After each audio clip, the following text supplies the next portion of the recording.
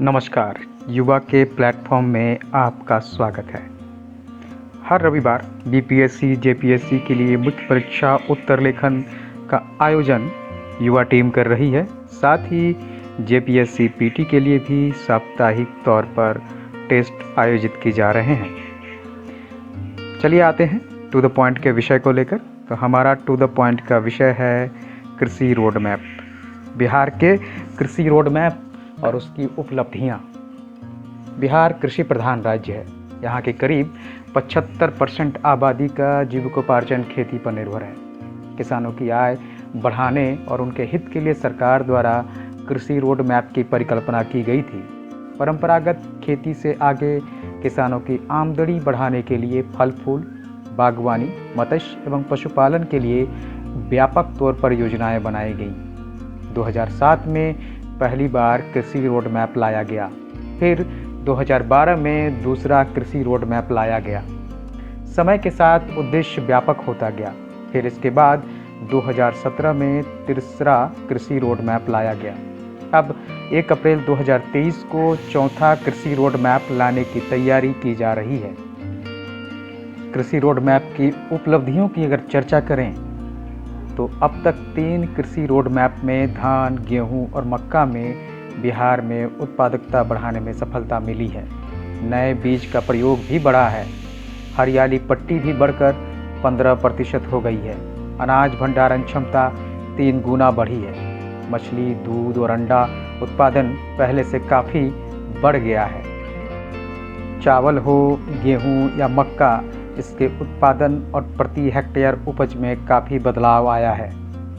2012 के बाद 5 कृषि कर्मण पुरस्कार भी बिहार को मिले हैं। कृषि में तकनीक का भी प्रयोग तेजी से बढ़ने लगा है।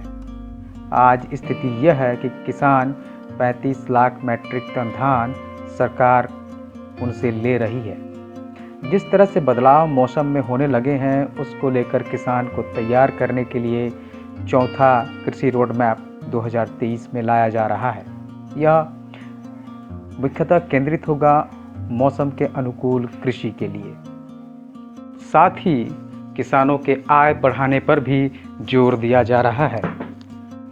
तीसरा कृषि रोड मैप 2022 में ही समाप्त हो गया था, लेकिन सरकार ने 1 साल के लिए इसे आगे बढ़ा दिया। चौथे कृषि रोड मैप की तैयारियां लगभग पूरी हो चुकी हैं।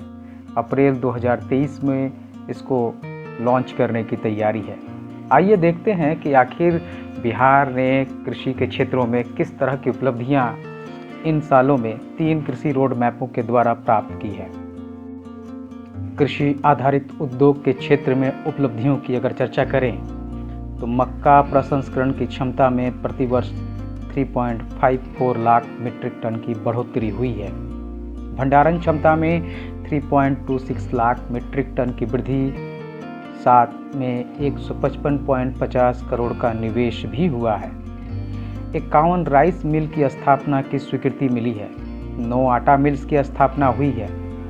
लगभग 50,000 टन अतिरिक्त गेहूं प्रसंस्करण क्षमता बिहार में 2008 से 2023 के बीच स्थापित की गई है।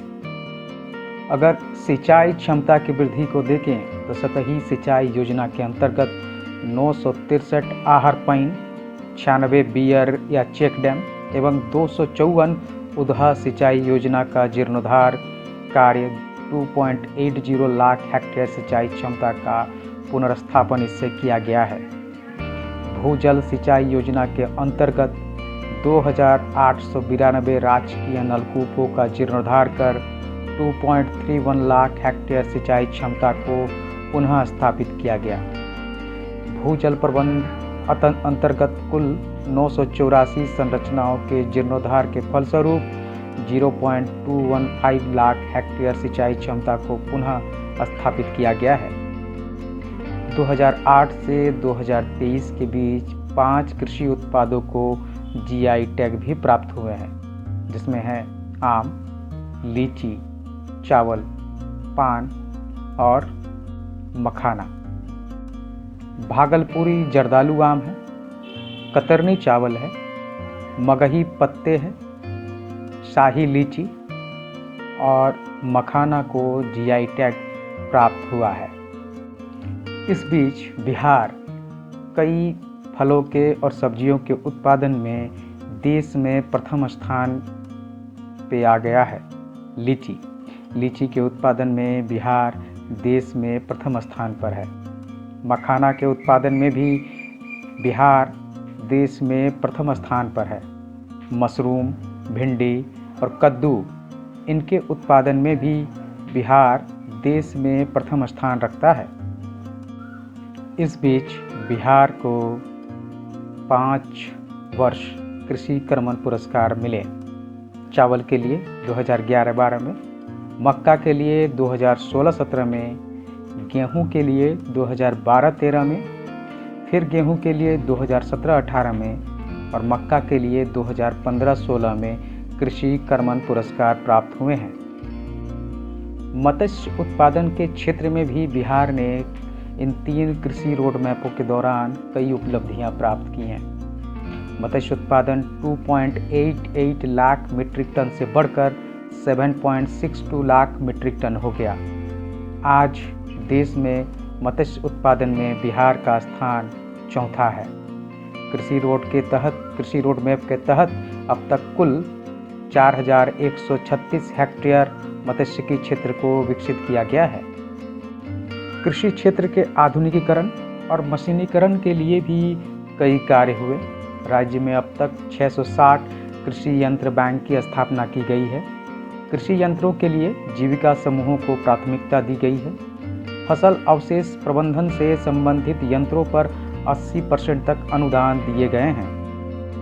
वस्तुतः कृषि रोड मैप भविष्य की चुनौतियों, पिछले अनुभवों, प्रगतिशील किसानों, कृषि वैज्ञानिकों और विशेषज्ञों के परामर्श का एक गठजोड़ है, जिसके आधार पर बिहार में कृषि के विकास की परिकल्पना की गई है। धन्यवाद।